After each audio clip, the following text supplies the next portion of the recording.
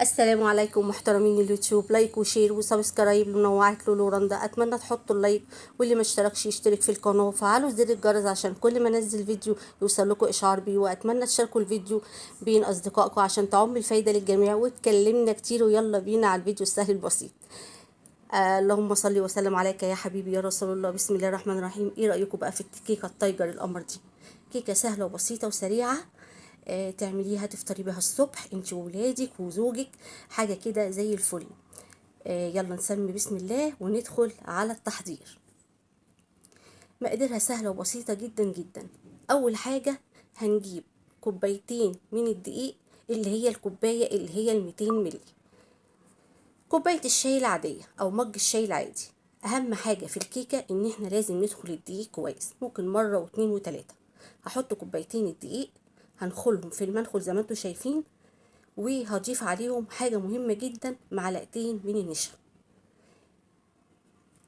ما عندكيش نشا خلاص مش مشكلة، بس مهمة جدا معلقتين النشا دول بيدوها هشة جامدة كده، وبتبقى جميلة وخفيفة جدا. بحط معلقتين من النشا، وبحط ذرة الملح البسيطة بتاعتنا، وكمان بحط معلقة كبيرة هرمية من الكيك شيف او البيكنج باودر اللي انت بتستخدميه، الاتنين زي الفل.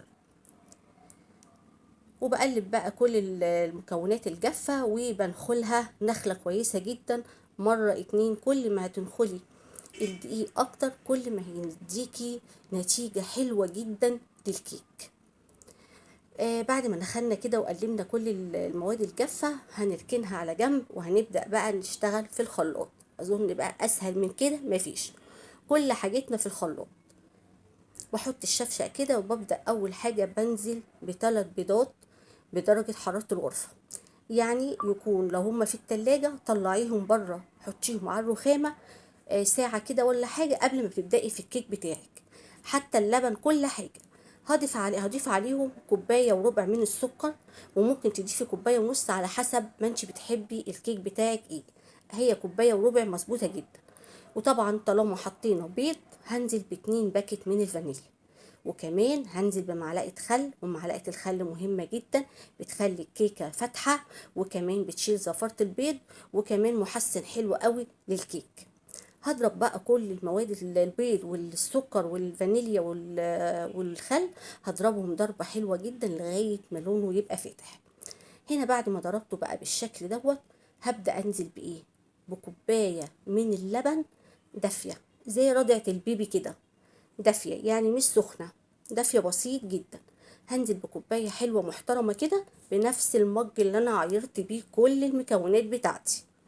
وكمان هنزل بكوباية الا ربع من الزيت، يكون زيت نقي، بلاش الزيت بتاع التومين، مش هيديكي نتيجة حلوة. هيدوت الزيت، اي نوع زيت يكون كويس استخدميه عشان يدي طعم حلو للكيك بتاعك.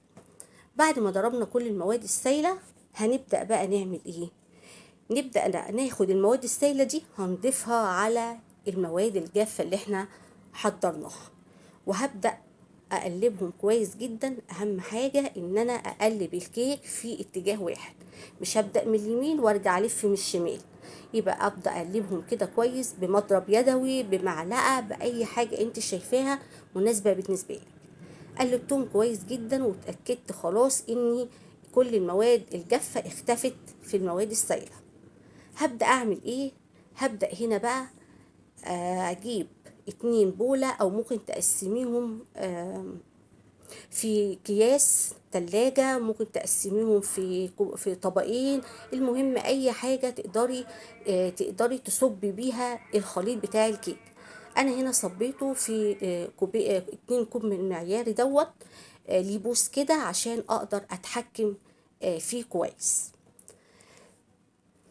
دلوقتي الخليط الاولاني دوت هسيبه ابيض زي ما هو، والخليط التاني هضيف عليه 2 معلقة كاكاو، مش محلى، كاكاو خام، يكون نوعه كويس واكون نخلته.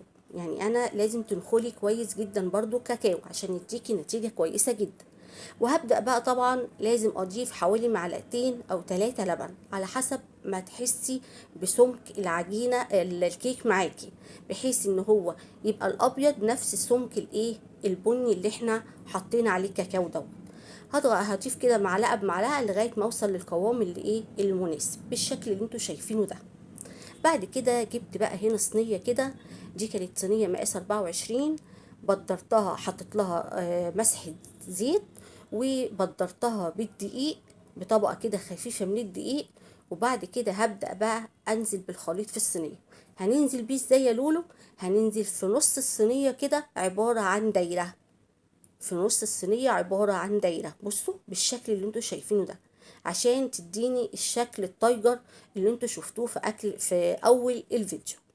دايرة كده اهو، وفي نفس الدايرة الاولانية هنزل عليها بدايرة تانية عليها، على الدايرة الاولانية بالخليط البني اهو، بصوا بالشكل ده في نفس الدايرة.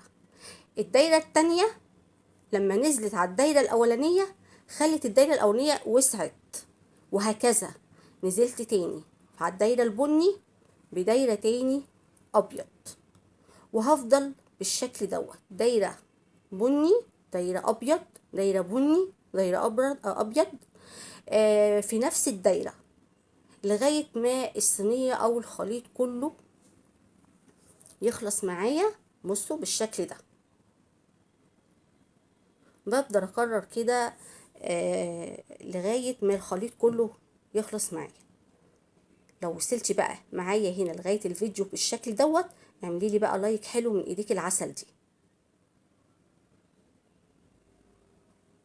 دايرة مش كبيرة قوي، وانزل واحدة واحدة لغاية ما الخليط كله يخلص معايا. كيكة جميلة جدا وسهلة وطعمها بيبقى حلو. تعمليها وبعد كده تقطعيها وشيلها في علبة في التلاجة للفطار الصبح. بالليل ملكوش نفس لأي أكل، بناخد قطعة كده مع كوباية شاي بلبن، مع كوباية شاي سادة. يعني بصوا بصراحة بتبقى حلوة جدا في البيت. انا بعملها على طول باستمرار، وبقطعها وبحطها في علبة واشيلها في التلاجة، بتبقى زي الفل. الخل بيخليها طرية، ما بتنشفش مهما قعدت معاكي في التلاجة، ما بتنشفش. هنا كده خلصنا الدوائر كده كلها بتاعتنا. هعمل ايه بقى؟ انا كنت مسخنه الفرن يعني في نص الكيك كده وانا بعمله، سخنت الفرن و وما ولعتش الشوايه ولا ولعت اي حاجه، وحطيتها قعدت ساعه الا ربع. في نص ساعه كانت اختبرتها لقيتها ما شاء الله زي الفل. ولعت عليها الشوايه 5 دقايق بقت بالشكل ده. وده كان فيديو النهارده، يا رب يكون عجبكم، وكان فيديو بسيط وسهل عليكم وخفيف. والسلام عليكم ورحمه الله وبركاته.